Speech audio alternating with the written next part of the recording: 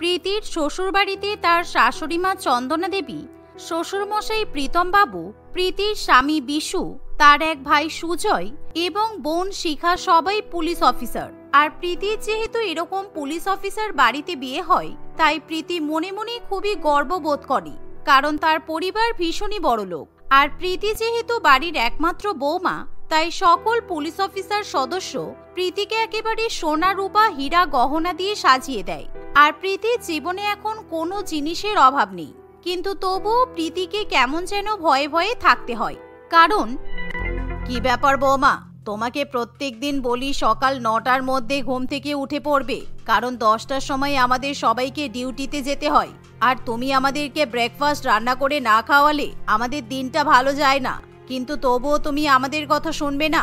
তুমি সেই দেরি করে ঘুম থেকে উঠবে আর আমাদের প্রত্যেক দিন থানায় যেতে দেরি হয়ে যাবে। কি করব বলুন তো মা, কালকে রাত্রিবেলা বান্ধবীদের সঙ্গে সিনেমা দেখতে গিয়ে আর ডিনার করতে গিয়ে বাড়ি ফিরতে অনেক রাত হয়ে গেছে, তাই জন্য সকালবেলা আমার ঘুম ভাঙেনি। আপনারা একটু অপেক্ষা করুন, আমি এখনই আপনাদের জন্য ব্রেকফাস্ট রেডি করে দিচ্ছি। তোমাকে অনেকবার বলেছি রাত্রে 10টার মধ্যে বাড়ি ফিরে আসবে, কিন্তু তুমি প্রত্যেকদিন দেরি করে বাড়ি ফিরে কেন বলো তো? আর রোজ রোজ এরকম বান্ধবীদের সাথে ঘুরতে যাওয়া ঠিক নয়। আমরা তো পুলিশ অফিসার, আমাদের থানায় অনেক রকমের কেস ডায়েরি হয়, তাই আমাদের এরকম রাত্রেবেলা ফেরা দেখলে ভয় লাগে, বুঝেছো? উফ বাবা, আমার কিচ্ছু হবে না। আর আমার শ্বশুরবাড়ির প্রত্যেকেই পুলিশ অফিসার, তাই আমার কোনো ভয় ডর নেই। প্রীতির কথা শুনে সকলে হেসে ওঠে। কিছুক্ষণের মধ্যে প্রীতি সবাইকে ব্রেকফাস্ট রেডি করে দিলে সবাই খাওয়া দাওয়া করে থানায় চলে যায়। আর অন্যদিকে প্রীতি বাজারের ব্যাগ নিয়ে বাজার করতে যায়। এই যে আলু কত টাকা করে কেজি? আমার কিন্তু আজকে 10 কেজি আলু লাগবে, আমার ব্যাগে 10 কেজি আলু ভরে দাও। দিদি, আলু এখন 40 টাকা কেজি হয়ে গেছে, তাই 10 কিলো আলু 400 টাকা দাম। আপনি 400 টাকা দিন, আমি 10 কিলো আলু আপনাকে দিয়ে দিচ্ছি। এরকম টাকার কথা শুনি প্রীতি একেবারে আকাশ থেকে পড়ে।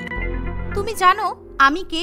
আমার শ্বশুর মশাই আর স্বামী প্রত্যেক শনি রবিবারে এই বাজারে ডিউটি করতে আসে, আর ওনারা কিন্তু থানায় পুলিশ অফিসার। আমার শাশুড়ি মাও পুলিশ অফিসার, আমার ননদ কনস্টেবল। আর তুমি আমার কাছ থেকে টাকা নেবে বলছো? তুমি জানো না পুলিশ পরিবারের কারোর কাছ থেকে এরকম টাকা নিতে নেই। একই দিদি, আপনি কি বলছেনটা কি? আপনার শ্বশুরবাড়ির সবাই পুলিশ বলে আপনাকে টাকা দেবেন না? এটা তো হতে পারে না, তাই না? কারণ ওনারা যখন বাজার করতে আসে তখন তো টাকা দিয়েই বাজার করেন। বাজারওয়ালার কথা শুনে প্রীতি ভীষণ রেগে যায়, তাই প্রীতি সেই বাজারওয়ালার উপর জোর জুলুম করতে শুরু করে। কারণ সে পুলিশ পরিবারের সদস্য হওয়ায় প্রীতি বাজার নিয়ে যেতে চায়, কিন্তু বাজারওয়ালা কিছুতেই প্রীতিকে বিনামূল্যে সবজি দিতে চায় না। এমন সময় প্রীতি সেই বাজারওয়ালাকে থানায় ভরে দেওয়ার ভয় দেখাতে শুরু করে। কিন্তু হঠাৎ করে এমন সময় সেখানে প্রীতির শাশুড়ি মা চলে আসে। এ কি বৌমা, তুমি আমাদের নাম নিয়ে ওনাকে এভাবে শাসাচ্ছ কেন? ভাগ্যিস আমার এখানে ডিউটি পড়েছিল, না হলে আমি তো তোমার ব্যবহার দেখতেই পেতাম না। আমি পুলিশের গাড়ি নিয়ে একটা মিটিংয়ে যাচ্ছিলাম, আর রাস্তার মাঝখানে তোমাকে বাজারওয়ালার সঙ্গে এরকম ঝগড়া করতে দেখে গাড়ি থেকে নেমে পড়লাম। বিশ্বাস করুন মা, আমি কোনো ঝামেলা করিনি। আমি শুধু বলেছি যে আলু কিনবো, কিন্তু টাকা দেব না। আর এই বাজারওয়ালা প্রত্যেকদিন লোকের কাছ থেকে অনেক অনেক টাকা রোজগার করে, তাই আমার কাছ থেকে টাকা না নিলে কি এমন ক্ষতি হবে বলুন তো? উনি গরিব মানুষ, আর গরিব মানুষের টাকা মেরে কখনো কেউ বড়লোক হতে পারে না। তুমি আমাদের নাম ব্যবহার করে এরকম অসৎ কাজ করতে পারো না। ওনাকে এখনই আলুর টাকা দিয়ে দাও। পুলিশ অফিসার শাশুড়ি মা এই কথা বললে চন্দনার কিছু করার থাকে না, তাই চন্দনা টাকা দিয়ে আলু কিনতে বাধ্য হয়। এভাবেই দেখতে দেখতে কিছুদিন কাটে, আর প্রত্যেকদিন পুলিশ পরিবারের প্রত্যেকেই প্রীতিকে কোনো না কোনো শিক্ষা দিতে থাকে। কিন্তু প্রীতির কিছু যায় আসে না, সে সবসময় তার পুলিশ পরিবারের সুযোগ তুলতেই ব্যস্ত থাকে। আর একদিন যখন প্রীতির শ্বশুরবাড়ির লোকেরা থানায় মিটিং করতে ব্যস্ত থাকে, সেই সময় প্রীতি থানায় আসে। তুমি এখানে কেন? আমরা তো স্যারের সঙ্গে একটা ইম্পর্টেন্ট মিটিং করছি, এটা আমাদের প্রাইভেট মিটিং চলছে, এখানে বাইরের কেউ অ্যালাউ হয় না। আর তুমি গটগট করে থানার মধ্যে ঢুকে এলে। অ্যালাউ না মানে? এটা তো আমার শ্বশুর মশাই আর শাশুড়ি মায়ের থানা, সুতরাং আমি এখানে ঢুকবো না তো কে ঢুকবে? তোমরা সবাই এখানকার অফিসার, তাই আমি ঢুকে এসেছি। আমরা এখানে চাকরি করছি, তাই আমাদের পরিবারের অন্য কোনো সদস্যকে আমরা এখানে মান্যতা দিতে পারবো না। রাত্রেবেলা আমরা সবাই যখন বাড়ি ফিরবো তখন তোমার সঙ্গে কথা হবে। না, আমি বাড়িতে ফিরতে পারবো না, আমার একটা খুব ইম্পর্টেন্ট দরকার আছে। আর তোমরা তো সবসময় চোর ধরতে ওস্তাদ, তাই এখন কিন্তু তোমাদেরকে হেল্প করতে হবে। প্রীতির কথা শুনি তার শ্বশুরবাড়ির পরিবার ভীষণই অবাক হয়। আসলে আজকে সকালবেলাতে প্রীতির ফোনে একটা লিংক আসে, আর সেই লিঙ্কে ক্লিক করলে প্রীতি মাস গেলে 50,000 টাকা রোজগার করতে পারবে এরকম লেখা দেখতে পেয়ে প্রীতি 50,000 টাকার লোভে পড়ে যায়। তাই তখনই প্রীতি ভুলবশত সেই লিঙ্কে ক্লিক করে দেয়। আর এমন সময় হঠাৎ করে তার ফোন থেকে 1 লক্ষ টাকা গায়েব হয়ে যায়। তোমাদেরকে যে করে হোক আমার 1 লক্ষ টাকা আমাকে ফিরিয়ে দিতেই হবে। আর কোন চোর আমার ফোন থেকে 1 লক্ষ টাকা নিয়েছে সেটা কিন্তু তোমাদেরকে খুঁজে বের করতেই হবে। তোমার কি মাথা খারাপ হয়ে গেছে প্রীতি? আমাদের পুলিশ প্রশাসনের পক্ষ থেকে প্রত্যেকদিন জনগণকে সচেতন করা হচ্ছে যে এরকম কোনো লিঙ্কে ক্লিক করতে না, আর তুমি আমাদের পরিবারের বউ হয়ে ওই লিঙ্কে ক্লিক করে বসলে। তোমার এত টাকার লোভ? বৌমা, এটা তুমি একদমই ঠিক করনি। তোমার যদি এতই টাকার দরকার হতো তাহলে তুমি আমাদেরকে বলতে পারতে। তুমি বেকার বেকার এরকম স্ক্যামবাজিতে কেন পা দিয়েছো? এভাবে সবাই মিলে প্রীতিকে ভীষণ পরিমাণে বকাবকি করতে শুরু করে। কিন্তু তার মুখে একটাই কথা, তার শ্বশুরবাড়ির লোকেদেরকে অবশ্যই চোর ধরতে হবে। তাই এমন সময় প্রীতির কাছ থেকে সেই লিঙ্ক নিয়ে তার শ্বশুরবাড়ির লোকেরা চোর খুঁজতে শুরু করে দেয়। কিন্তু তারা কিছুতেই চোরের সন্ধান পায় না। সত্যি তোমরা পুলিশ অফিসার হয়ে কোনো রকম কোনো কাজের কাজ করতে পারলে না। আমার শ্বশুরবাড়ির পরিবারের সবাই পুলিশ, কিন্তু চোর ধরার সময় তারা অষ্টরম্ভা। এই বলে প্রীতি সেখান থেকে চলে যায়। এভাবেই দেখতে দেখতে কিছুদিন কাটে। আর প্রীতির পুলিশ অফিসার পরিবার সবসময় নিজেদের কাজে ব্যস্ত থাকে। একদিন, এই শিখা, তোমার কি ব্যাপার বলো তো? 28 বছর হয়ে গেল, প্রত্যেক দিন তুমি শার্ট প্যান্ট পরে কনস্টেবলগিরি করতে চলে যাচ্ছ। বিয়ে শাদী করবে না তুমি? বিয়ের তো বয়স হয়ে গেল, এরপর তুমি ভালো ছেলেও পাবে না। তাই বলছিলাম যে কিছুদিনের জন্য একটু পুলিশের ডিউটি বাদ দিয়ে নিজের দিকে একটু খেয়াল করো। বৌদি, আমরা যে ডিউটিতে যুক্ত হয়েছি সেই ডিউটি আমরা বাদ দিতে পারবো না। আর তুমি তো প্রথম প্রথম আমাকে নিয়ে খুবই গর্ব করতে যে তোমার একমাত্র ননদ পুলিশ অফিসার। তাহলে এখন আবার কথা ঘুরে গেল কেন তোমার? কথা ঘুরে যাওয়ার কি আছে? আর তুমিও তো তোমার পরিবারের মতো চোর ধরতে পারো না। তাই এখন তোমাদের উপর আমার খুব রাগ হয়েছে। আর বলছি শোনো, এরকম রোদে রোদে ঘুরতে ঘুরতে তুমি কিন্তু কালো হয়ে যাচ্ছ। তাই পরে আর ভালো ছেলে পাবে না। এরকম কথা শুনে শিখার খুবই খারাপ লাগে। কিন্তু শিখা যেহেতু কনস্টেবল, তাই সে চুপ করে অপমান সহ্য করতে পারে না। আমার বিয়ে নিয়ে তোমাকে চিন্তা করতে হবে না বৌদি।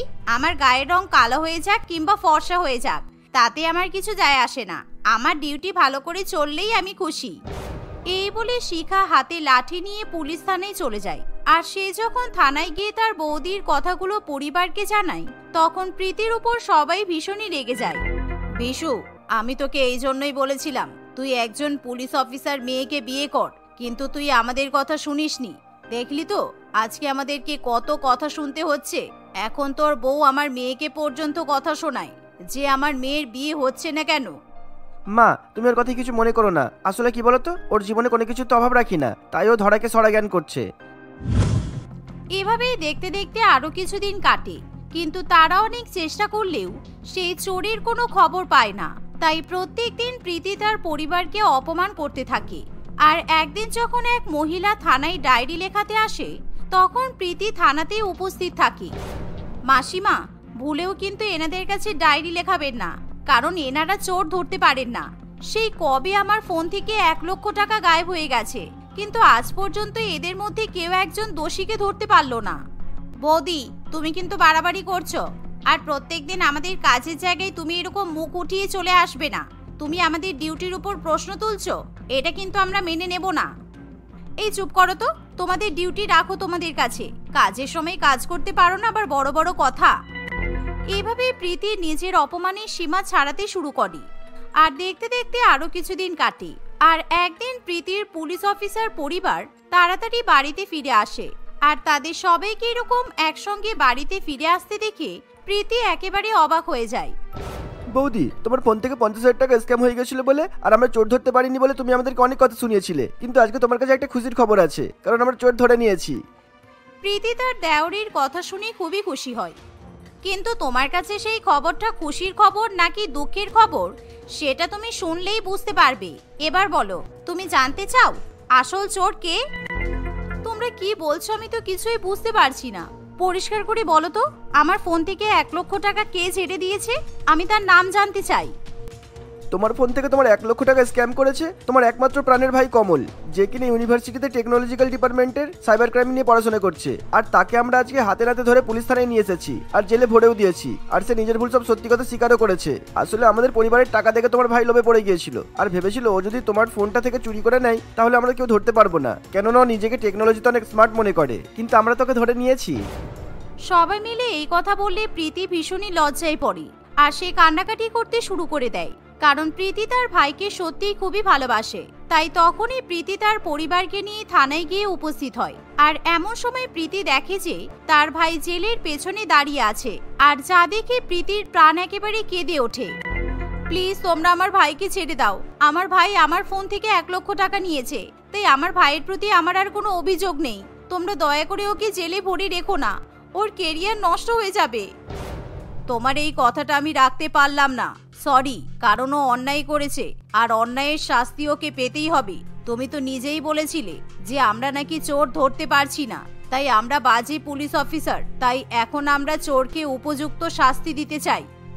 শাশুড়ি মা এমন কথা বললে প্রীতির কিছু করার থাকে না, কিন্তু এমন সময় কমল ভীষণই কান্নাকাটি করতে শুরু করে। দিদি আমাকে বাঁচিয়ে নে, আমার খুব ভুল হয়ে গেছে। আসলে আমাদের কলেজে সবাই মিলে আমরা ফেস্ট করছিলাম আর তখন আমার টাকা দরকার ছিল। আর তোর ফোনের ব্যাপারে আমি যেহেতু সবকিছু জানি তাই আমি একটা লিঙ্ক পাঠিয়ে সব টাকা নিয়ে নিয়েছি, কারণ আমি জানি তোর কাছে যদি অত টাকা চাই তুই আমাকে অনেক প্রশ্ন করবি, তাই আমি চাইতে পারিনি। এখন আমার কিছু করার নেই ভাই, কারণ আমার পরিবার তোকে ছাড়বে না। এই বলে প্রীতি কাঁদতে কাঁদতে বাড়িতে ফিরে যায়। আর রাত্রিবেলা প্রীতি তার পরিবারের কাছে বারে বারে ক্ষমা চেয়ে নেয়। এভাবেই দেখতে দেখতে কিছুদিন কাটে, আর এরই মধ্যে কমল নিজেকে শুধরে নেয়, তাই তাকে জেল থেকে ছেড়ে দেওয়া হয়। এরকম ঘটনার পর থেকে প্রীতি তার পুলিশ অফিসার পরিবারকে সবসময় সম্মান করে চলে। সুলেখা বিয়ে করে শ্বশুর বাড়িতে এসেছে 2 বছর আগে। এই 2 বছরে সে তার শ্বশুর বাড়ির সম্বন্ধে অনেক অদ্ভুত ব্যাপার শুনেছে, কিন্তু সব অদ্ভুত ঘটনার মধ্যেও তার সব থেকে বেশি অদ্ভুত যেটা লাগে সেটা হলো তার একমাত্র ননদ প্রীতি, যার এখন মাত্র 21 বছর বয়স, তার নাকি 5 বছর বয়সে বিয়ে হয়ে গেছে। আমাদের দেশে বাল্যবিবাহ একেবারেই আইনের বিরুদ্ধে কাজ, সেটা সুলেখা ভালো করেই জানে। কিন্তু তবুও তার শ্বশুরবাড়িতে কেন যে এরকম কাণ্ড ঘটানো হয়েছে সেটা সে কিছুতেই বুঝে উঠতে পারে না। আর তার আরো অদ্ভুত লাগে এটা ভেবে যে 5 বছর বয়সে প্রীতির বিয়ে হয়ে যাবার পরও সে আজ পর্যন্ত শ্বশুরবাড়িতে যায়নি। এরকম হওয়ার কারণটা কি একটু বলবে? কেন তুমি কিংবা তোমার বাড়ির কেউ তোমার বোনকে শ্বশুরবাড়িতে পাঠায়নি কেন? তার থেকেও বড় প্রশ্ন, অত ছোট বয়সে মেয়েটার বিয়ে দিয়েছিলে কেন? আমার বাবা তার বন্ধু মিলে হঠাৎ ঠিক করে ফেলে যে তাদের ছেলে মেয়েরা বড় হলে তারা তাদের দুজনকে বিয়ে দেবে, তাই আর কি। কিন্তু ওরা তো বড় হওয়ার আগেই ওদের বিয়ে দিয়ে দিয়েছে, এমন কেন করলেন বাবা? আর বিয়ে যখন দিলই তখন শ্বশুর বাড়িতে পাঠালো না কেন?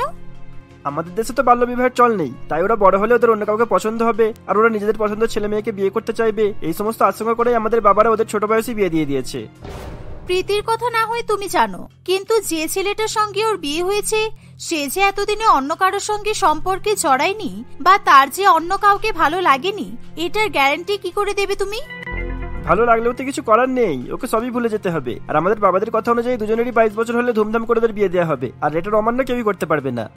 প্রীতির তো আর 2 মাস পরেই 22 বছর হবে, তাহলে কি 2 মাস পরেই ওদের বিয়ে দেওয়ার বন্দোবস্ত করা হবে? সেরকমই তো ইচ্ছা আছে, তার আগে আমাকে রমেশ কাকুর বাড়িতে গিয়ে ভালো করে একবার আলোচনায় বসতে হবে। তুমি আমাকে একবার ওনাদের বাড়ির ঠিকানাটা দিও তো, পারলে একটু ছেলেটার ব্যাপারে খোঁজ নিয়ে আসবো। প্রীতি আমার একমাত্র ননদ, ও এত বছর পর শ্বশুর বাড়িতে যাবে, আমাকে একটু সতর্ক তো হতেই হবে। সুলেখার কথা শুনে অঞ্জন বেশ খুশি হয়। সে আর কোনো কথা না বাড়িয়েই সুলেখাকে তার বাবার বন্ধুর বাড়ির ঠিকানা দিয়ে দেয়। দেখতে দেখতে বেশ কয়েকদিন কাটে। সুলেখা কাউকে কিছু না জানিয়ে তার স্বামীর দেওয়া ঠিকানা অনুসরণ করে সেই রাস্তায় যেতে থাকে, কিন্তু কাকে দেখতে যাচ্ছে, কার খোঁজ করতে যাচ্ছে এ বিষয়ে সুলেখার কোনো জ্ঞান থাকে না। সঠিক ঠিকানায় পৌঁছে সুলেখা একটি চায়ের দোকানে এসে রমেশ বাবুর বাড়ির ব্যাপারে জানতে চায়। এই যে এটা যে বাড়ির ঠিকানা এনেছেন না, সেই বাড়িতে তো মানুষ থাকে না, সেই বাড়িতে তো জন্তু থাকে, জন্তু। এই বাড়িতে কাকে খোঁজ করতে এসেছেন? এসব তুমি কি বলছো? এটা যার বাড়ির ঠিকানা সে আমার শ্বশুর মশাইয়ের বন্ধু, তার ব্যাপারে এসব খারাপ কথা কেন বলছো তুমি? আশেপাশে ঘুরে দেখুন, আরো অনেক দোকান পাবেন, বা অন্যান্য অনেক লোকজনকেও দেখতে পাবেন। আপনি তাদের মধ্যে যাকে এই বাড়ির ঠিকানা দেখে এই লোকগুলোর ব্যাপারে জিজ্ঞাসা করবেন, তারা আপনাকে একই উত্তর দেবে। কিন্তু কেন? এই বাড়িতে একটা ছেলে আছে না, 22-23 বছরের, সে কেমন? আসলে তার ব্যাপারে খোঁজ নিতেই আমি এখানে এসেছি। তার ব্যাপারে খোঁজ নিতে? কেন? ওই ছেলেটার সঙ্গে কি আপনার বোন বা বান্ধবীর বিয়ে ঠিক হয়েছে? যদি হয়ে থাকে তাহলে আজকেই বাড়িতে গিয়ে বিয়ে ভেঙে দিন। এর সাথে যেই মেয়ের বিয়ে হবে সেই মেয়ে শান্তিতে সংসার করা তো দূর, বেঁচে থাকতেও পারবে না। এই কথা শুনে সুলেখা প্রচন্ড ভয় পেয়ে যায়। 2 মাস পরে তার ননদের যেই ছেলের সঙ্গে বিয়ে হওয়ার কথা, সেই ছেলের নামে তাদের পাড়ার দোকানদারদের মুখে এমন কটূক্তি শুনে সুলেখার আর কিছু বলার থাকে না। ওই ছেলে কয়েকদিন আগেও একজনকে বিয়ে করে বাড়িতে নিয়ে এসেছিল। প্রথম সব ঠিকই ছিল, কিন্তু কয়েকদিন যেতে না যেতেই প্রায় প্রত্যেক দিনই বাড়ি থেকে ওই বউটার কান্নার আওয়াজ আসতো। আমরা চাইতাম মেয়েটাকে সাহায্য করতে, কিন্তু এই বাড়ির সবার কাছে গুলি বন্দুক আছে, এই ভয়ে আমরা কেউ যেতে পারতাম না। বিয়ে? বউ? এসব তুমি কি বলছো? আমার ননদের সঙ্গে সেই 5 বছর বয়সে ওর তো বিয়ে হয়ে গেছে, এরপরেও ও আবার অন্য কাউকে বিয়ে করেছে। তারপর বউটার কি হলো শুনি? দেখুন, কান্নার আওয়াজ তো আর পাওয়া যায় না। পালিয়ে গেছে নাকি ওকে মেরে ফেলেছে কিংবা গায়েব করে দিয়েছে, এসব কিছু আমাদের জানা নেই। আর ওই সব 5 বছরের বিয়ে এখন আর কেউ মানে? ওরা সবাই খেলার ছলে করা বিয়েটা ভুলে গেছে, আপনারাও ভুলে যান। এই বলে মনিকা আবার নিজের দোকানের কাজে মন দেয়। সুলেখা ভেবেছিল আর 2 মাস পরে খুবই খুশি খুশি সে তার ননদকে শ্বশুর বাড়িতে পাঠাবে। আর তার শ্বশুর বাড়ির পাড়ায় এসে সে যা কথা শুনলো সেগুলো শোনার পরে প্রীতিকে শ্বশুর বাড়ি পাঠানো তো দূরের কথা, এই অমানুষগুলোর সামনে তাকে আনতেও সুলেখার ভয়ে বুক কাঁপতে থাকে। সুলেখা বাড়িতে গিয়ে সমস্ত কথা তার স্বামী অঞ্জনকে জানায়। অঞ্জন কিছুতেই সেসব বিশ্বাস করতে চায় না, এমনকি অঞ্জনের পরিবারের কেউই সুলেখার কোনো কথাই বিশ্বাস করতে চায় না। তুমি নিশ্চয়ই গিয়ে দেখেছো, রমেশ ঠাকুরপুর অনেক বড় বাড়ি, ওদের অনেক প্রতিপত্তি, তাই তোমার হিংসা হচ্ছে তাই না আমার মেয়ের উপর? ও তো তোমার বোনের মতো, নিজের বোনের সঙ্গে কেউ এরকম হিংসা করে? শুনুন, এমন তো নয় যে ওর বিয়েটা ভেঙে আমি ওই ছেলেটাকে বিয়ে করতে যাব। তাহলে ও শ্বশুরবাড়ির সম্পত্তি প্রতিপত্তি দেখে আমার লোভ হবেই বা কেন শুনি? আমি প্রীতির ভালোর জন্যই বলছি, ওই শ্বশুরবাড়ি তোকে পাঠাতে হবে না। এটা তো সম্ভব নয়। তোমার শ্বশুর মশাইয়ের শেষ ইচ্ছা ছিল যেন রমেশ ঠাকুরপুর ছেলের সঙ্গে আমাদের প্রীতির বিয়ে হয়, আর আজকে সেই লোকটা বেঁচে নেই বলে তার ইচ্ছেগুলোকে মেরে ফেলবে তোমরা? আমি নিজের কানে শুনে এসেছি, ওই ছেলেটা কয়েকদিন আগে একটা মেয়েকে বিয়ে করে বাড়িতে নিয়ে গিয়েছিল, তার উপর অত্যাচার করত। এরপরেও আমি চাইবো আমার বোনের মতো ননদকে সেখানে পাঠাতে? তোমাকে ওই বাড়ির ঠিকানা দেওয়াই আমার ভুল হয়েছে। আমার নিজেকে খোঁজ নিলেই ভালো হতো। দেখছি আমি কালই যাবো, তুই একদম চিন্তা করিস না প্রীতি। তোর দাদা থাকতে তোর ধুমধাম করে বিয়ে দিয়ে শ্বশুর বাড়িতে পাঠানো হবে, এটার অন্যথা কেউ করতে পারবে না। এই কথা শুনে সুলেখা যতটা দুঃখ পায় তার থেকেও বেশি দুঃখ পায় প্রীতি, কারণ সে এই এতগুলো বছর ধরে তার শ্বশুর বাড়িতে যাওয়ার জন্য কতই না প্রস্তুতি নিয়েছে। হাত পুড়িয়ে রান্না শিখেছে, ঘরের সমস্ত কাজকর্ম করতে শিখেছে, আর বিয়ের 2 মাস আগে সে জানতে পারছে তার হয়তো শ্বশুর বাড়িতে যাওয়াই হবে না। এসব শুনে সে নিজের চোখের জল ধরে রাখতে পারে না। সে কাউকে কিছু না বলে বাড়ির বাইরে বেরিয়ে পড়ে। বাড়ি থেকে বেরিয়ে প্রীতি একটি পার্কে গিয়ে বসে আছে, এমন সময় একটি ছেলে তার সঙ্গে কথা বলতে আসে। আমাকে আজ হঠাৎ এখানে ডাকলে যে, তার মানে আমাদের প্ল্যান সাকসেসফুল হয়েছে তাই তো? সাকসেসফুল মানে? সাংঘাতিক সাকসেসফুল। আচ্ছা, তুমি যে দোকানের লোকগুলোকে টাকা খাইয়ে ওই বাড়ির ছেলেটার নামে এসব ভুলভাল কথা বলেছো, তাতে কোনো ক্ষতি হবে না তো? কেন ক্ষতি হতে যাবে? কে ক্ষতি করবে শুনি? ওই চায়ের দোকান বা মুদিখানার দোকানের লোকগুলো, ওরা আমাদের থেকে অনেক অনেক টাকা নিয়েছে ওই মিথ্যাগুলো বলার জন্য। কিন্তু সমস্যাটা হচ্ছে কালকে ওদের আবার ওই মিথ্যাগুলো বলতে হবে। ওরা রাজি হবে তো? কারণ কালকে দাদা যাবে ওখানে, আবার ওদের বাড়ির ব্যাপারে এদিক ওদিক খোঁজও নিতে পারে। ওদের না হয় আরো কিছু টাকা দিয়ে দেবো। তোমার অন্য বাড়িতে বিয়ে আটকানোর জন্য এইটুকু তো আমাকে করতেই হবে। তোমার তো আমি অন্য কোথাও বিয়ে হতেও দেবো না। আমি নিজেও অন্য কোথাও বিয়ে করতে চাই না। কার না কার সাথে কোন ছেলেটার সঙ্গে বাবা আমার বিয়ে দিয়েছে, যার আমি নামও জানি না, বাড়ির ঠিকানাও জানি না, এমনকি আমার বাবার যে বন্ধু তার নাম পর্যন্ত জানি না আমি। আর হঠাৎ করে 2 মাস পরে আমাকে তাদের বাড়িতে চলে যেতে বললে আমি যাব কেন? এতদিন তো একবারও আমাকে তার সঙ্গে আলাপ করতে দেয়নি। ভাগ্যিস দেয়নি, সেই কারণেই তো আমি তোমার মতো একটা মিষ্টি বউ পাবো। ওরকম সেকেলে শ্বশুর বাড়িতে যাওয়ার কোনো দরকার নেই তোমার। ওই 5-6 বছর বয়সের বিয়েটা আবার বিয়ে নাকি? এভাবেই তারা একে অপরের সঙ্গে কথা বলতে থাকে। সেই দিনটা এভাবেই কোনো রকমই কাটে। পরের দিন সকাল হতেই অঞ্জন প্রীতির শ্বশুরবাড়ির ব্যাপারে খোঁজ নিতে আবার সেই ঠিকানায় পৌঁছে যায়। সেখানে গিয়ে সে আবার সেই সমস্ত কথাই শুনতে পায় যেগুলো গতকাল তার স্ত্রীকে বলা হয়েছিল। এসব জেনে অঞ্জন খুবই হতাশ হয়ে বাড়ি ফিরে আসে। সে তার মাকে এবং বোনকে সমস্ত কথা জানায়। শেফালি দেবীও সবটা শুনে প্রচন্ড দুঃখ পায়। তারা গতকালের ব্যবহারের জন্য সুলেখার কাছেও ক্ষমা চায়। তোমাদের তো এতদিনে কারণ মনেও হয়নি ওর শ্বশুরবাড়ির ব্যাপারে খোঁজ নেওয়ার কথা। ভাগ্যিস আমি খোঁজ নিয়েছিলাম, তাই এত বড় সত্যিটা আমি জানতে পারলাম। তুমি সত্যি আমার মেয়ের ভালো চাও সেটা আমি বুঝে গেছি। এবার তুমি সিদ্ধান্ত নাও প্রীতির কি করা উচিত। তুমি যেটা বলবে সেটাই হবে। প্রীতি যাকে পছন্দ করে আমার মনে হয় তার সঙ্গে ওর বিয়েটা দেওয়া যথোপযুক্ত হবে। আর আমি এই কথাটা এত জোর দিয়ে বলতে পারছি তার কারণ আমি জানি প্রীতি এমন কাউকে পছন্দ করবে না যাকে মেনে নিতে আমাদের কারোর অসুবিধা হবে। ওর যে কাউকে পছন্দ সেটাই বা তুমি জানলে কি করে? কই আমি তো কিছু টের পাইনি এতদিনে। মাঝরাতে ঘুম থেকে বাথরুমে যাওয়ার সময় আমার একটা অভ্যাস আছে, আর এটা আপনারা সবাই জানেন। আমি যখনই মাঝরাতে ঘুম থেকে উঠে বাইরে আসি তখনই প্রীতিকে লুকিয়ে লুকিয়ে ফিসফিস করে কারোর সঙ্গে গল্প করতে শুনি। ও হয়তো ভাবে ওর গলার আওয়াজ বাইরে থেকে শুনতে পাওয়া যায় না, কিন্তু আমি শুনতে পাই। আমি এত আস্তে আস্তে কথা বলি তাও তুমি শুনতে পাও? যা খুশি তাই বললেই হলো নাকি? আর আমি মোটেই প্রত্যেকদিন রাতে কথা বলি না। এই যা, তুমি নিজের মুখে স্বীকার করলে যে তুমি তাহলে কারোর সঙ্গে কথা বলো। আমি তো তোমাকে ফাঁদে ফেলার জন্য মিথ্যাগুলো বললাম। অত আস্তে কথা বললে কি বাইরে শোনা যায়? তুমি না খুব বাজে জানো তো। তোর এই বলে প্রীতি লজ্জায় চোখ মুখ লাল করে নিজের ঘরে চলে যায়। তাহলে প্রীতি কাকে পছন্দ করে আমরা এর মধ্যে তার সঙ্গে একবার দেখা করব। এবার আমার ননদিনী রায়বাগিনীকে শ্বশুরবাড়ি পাঠানোর সময় এসে গেছে। দেখতে দেখতে আরো বেশ কয়েকদিন কাটে। প্রীতি বিবেকের কথা তার বাড়িতে জানিয়ে দেয়। বিবেকের ব্যাপারে শুনে সুলেখা, তার স্বামী এবং শাশুড়ি মা সবারই বিবেককে প্রীতির স্বামী হিসেবে বেশ পছন্দ হয়। তারা সময় নষ্ট না করে বিবেকের সঙ্গে প্রীতির বিয়ের ব্যাপারে কথা বলার জন্য বিবেকদের বাড়িতে আসে। তোমার বাড়িতে বড় কে আছে তাকে ডাকো। তোমাদের দুজনের বিয়ের কথা কি শুধু তোমার সাথেই বলবো? আমার তো মা নেই। আমি যখন অনেক ছোট ছিলাম তখনই আমার মা মারা গেছে। আর বাবা তৈরি হচ্ছে। আপনারা চা মিষ্টি খান, বাবা এক্ষুনি চলে আসবে। এই বলে বিবেক তাদের সবার হাতে খাবারগুলো তুলে দেয়। তারা সবাই বিবেকের সঙ্গে নানান রকমের কথা বলছে। এমন সময় বিবেকের বাবা সেখানে চলে আসে। তাকে দেখে শেফালি দেবী আর অঞ্জন দুজনেই প্রচন্ড পরিমাণে অবাক হয়। ঠাকুরপো, তুমি বিবেকের বাবা? তোমার ছেলের নাম বিকি ছিল না? তোমরা তো সেই উত্তর দিকের পাড়াতে থাকতে, এখানে তো থাকতে না। সেই বাড়ির ঠিকানাই তো আমাদের কাছে ছিল, আর তোমাদের সেই বাড়ির ঠিকানাই তো আমাদের কাছে ছিল। বিবেকের ডাক নাম বিকি, আর আমাদের এই বাড়িটাই এখন কেউ থাকে না, একেবারে পোড়ো বাড়ি হয়ে আছে। আমার স্ত্রী ওখানে গায়ে আগুন লেগে মারা যাওয়ার পর আমরা ওই বাড়িটা ছেড়ে দিয়েছি। বিবেকের 6-7 বছর বয়স থেকে আমরা এখানেই থাকি। ও যে ওখানে থাকতো ওর হয়তো সেটা মনেও নেই, কিন্তু তোমরা যে তোমাদের মেয়েকে আমাদের বাড়িতে পাঠাবে বলে আমাকে ঠিক খুঁজে খুঁজে বের করেই নেবে, এটা আমি কখনোই ভাবিনি। আমরা আপনাকে খুঁজিনি। এই 5 বছর বয়সে বিয়ে দেওয়া স্বামী স্ত্রী ওরা বড় হয়ে একে অপরকে খুঁজে নিয়েছে। সেই কারণেই তো আপনার ছেলের সঙ্গে আমার ননদের বিয়ের কথা বলতে আমরা এখানে এসেছি। আমি এখনো বুঝতে পারছি না যে তোমাদের ওই বাড়িটা বন্ধ যখন পড়েই থাকে, তাহলে ওখানকার আশেপাশের লোক তোমাদের নামে এত খারাপ খারাপ কথা কেন বললো? আসলে আমি আর বিবেক দুজনে মিলে প্ল্যান করেছিলাম আমাদের ছোটবেলার বিয়েটা যাতে ভেঙে যায়।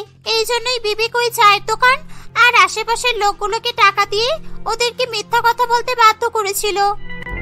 এত খাটনি করে কি লাভ হলো? সেই তো 5 বছর বয়সে যাকে বিয়ে করেছিলে তার বাড়িতেই সংসার করতে আসতে হলো। এখানে আসার আগে পর্যন্ত আমি ভাবছিলাম প্রীতির বাবা খুবই কষ্ট পাবে যদি রমেশ ঠাকুরপো ছেলের সঙ্গে তার মেয়ের বিয়ে না হয়, কিন্তু এখানে এসে আমি যে এত আনন্দ পাবো আমি স্বপ্নেও ভাবিনি। সেদিন সকলেই প্রচন্ড পরিমাণে খুশি হয়। সবাই মিলে একসঙ্গে বিবেক এবং প্রীতির বিয়ের দিনও ঠিক করে ফেলে। 3-4 মাস পরে একটা শুভ দিনে প্রীতি এবং বিবেকের শুভ বিবাহ সম্পন্ন হয়।